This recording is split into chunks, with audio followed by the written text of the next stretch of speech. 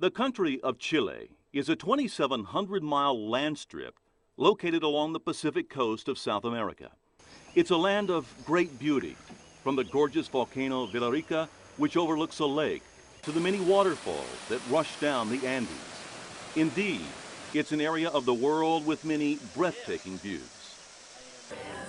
It's also a country of great history and rich culture, like the people of the Mapuche. Some are keeping many of the old traditions alive in art, crafts, and song. But in Chile today, there are also communities in a great economic struggle. Many families are doing the best they can, which is especially hard in these difficult times. That's where the churches, like the Iglesia Methodista, serve as a beacon, pointing to hope in cities like San Fernando, where there is so much need.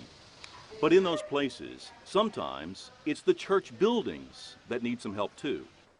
Recently, a dozen members of the Chapelwood Methodist Church headed to the Chilean heartland to do what they could.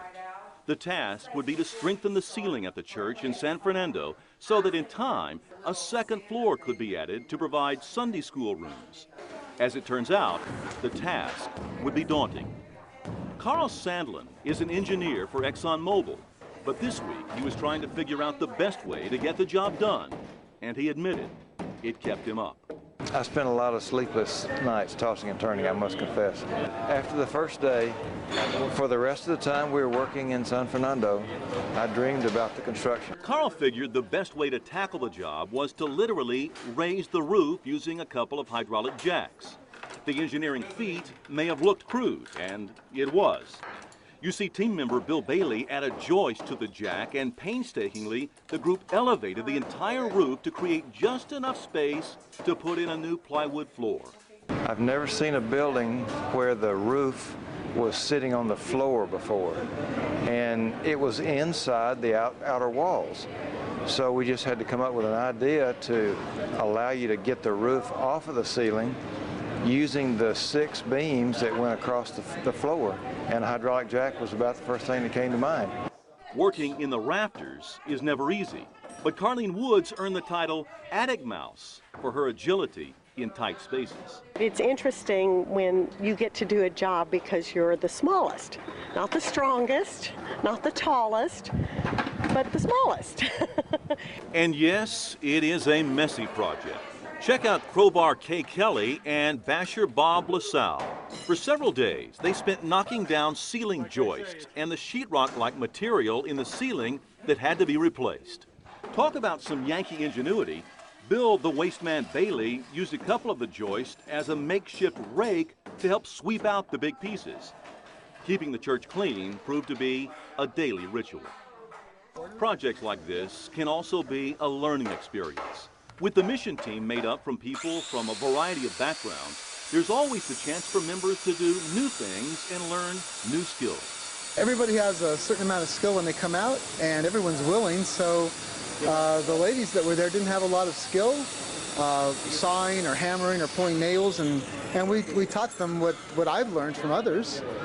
Nails that you get some additional leverage by putting boards under your hammer, little things like that that you wouldn't think of unless you've done it. It's not too hard. There are very many levels of and different varying things you can do, and there's someone that fits everybody's abilities and desires, really. In fact, members of the team do have many skills, like sewing. 3 of the women spent a couple of days at the Methodist Church in Cutico, a town about 50 kilometers south of Fernando. Pastor Nydia Hara and her husband began the church 9 years ago, when she admits the area wasn't much. This place was the dump of the community. That's the first change we made here. We changed from a dump place, the place for the house of God. We start from nothing. That's mean no building. That's mean no people. We start reaching the people, doing a plantation, church plantation in this poblacion. That's mean be door by door, knocking the door, inviting people, sharing the gospel. And also, I am a street preacher. That's allowed me to share the gospel and the good news in different corners of this community, of this poblacion. Today, the church is thriving. A few years ago, the women of Chapelwood donated several sewing machines to the church, but sadly, they haven't been used. But now, that's changing. Julie Bailey, Susan Patterson, and Kay Kelly were able to organize the women, and it's hoped this new sewing circle will provide dividends to come.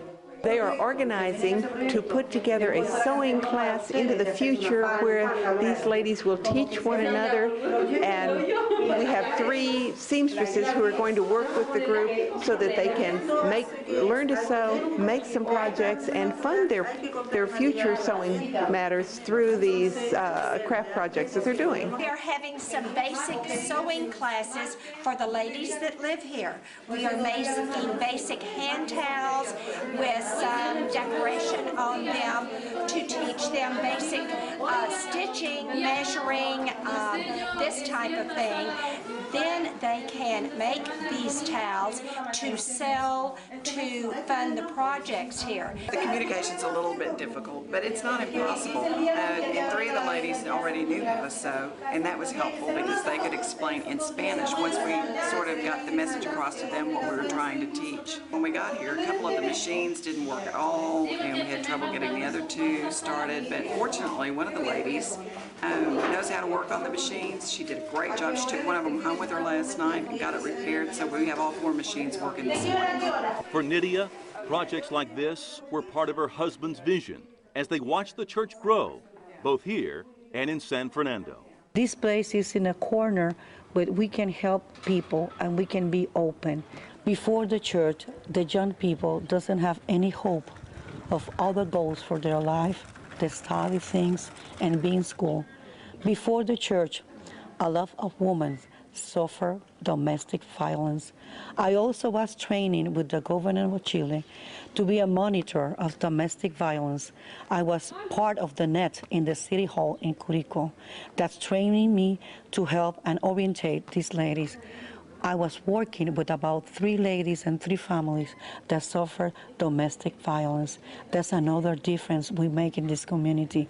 Back in San Fernando, the demolition job has now turned into a construction project. Again, some quick thinking ingenuity is needed as the large 4x8 plywood planks have to be hoisted to the ceiling. The hydraulic lifts work as the entire team is involved, lifting the plywood from outside the building and then sliding it between the rafters. Now, the trick is to make sure each piece, which was custom cut with a power saw, will fit. Not everything went smoothly for the team. During the week, wind gusts tore off some of the aluminum roof materials and threw some loose bricks to the ground. Fortunately, no one was hurt in the fall. But this too could prove to be a blessing, as there was plenty of plywood left over for a stronger siding and fewer leaks. I got to go up on the roof to repair holes in the corrugated tin that was currently on the roof. And if you can look at what we're currently doing, for those of you who think you cannot mission, I am making black meringue, and there has been discussion as to whether or not I want peaks in my meringue or I want it nice and smooth. No, all kidding aside, we are repairing all the holes in the tin that came down the other day so that it can be in better shape for when it goes back up on the roof to be renailed. The trip is not all about physical work. One afternoon was reserved for a vacation Bible school as the kids, many living in homes around the church, enjoyed a day in the sun. Blowing bubbles is always fun for the young and old, but even a dog got into it, chasing the soap bubbles into the breeze. However, this isn't all about the young kids making sheep out of cotton balls and paper plates. It's also the chance to tell young mothers about the church, many who have never heard the story of Jesus themselves. Nydia would later add, she and her husband chose the spot for the church building since it's across the street from the community center. We have tutoring after school for a couple of years, helping them in math and also trying to teach them English because they love English. After 7 days and the plywood safely in place, the team was able to call the mission task complete.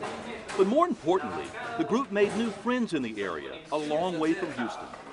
Sharing a communion service and just showing each other Christian love means so much to those who have so little.